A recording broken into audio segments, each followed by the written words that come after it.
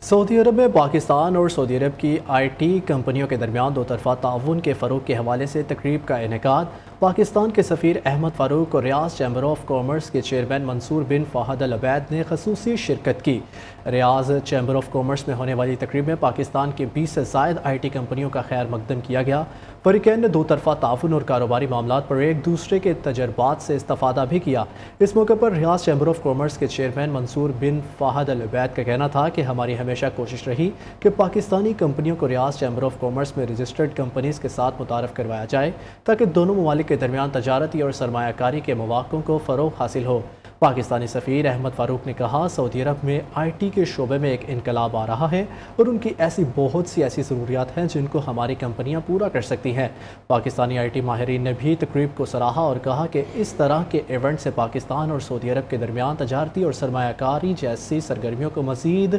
فروغ دینے میں مدد ملے گی۔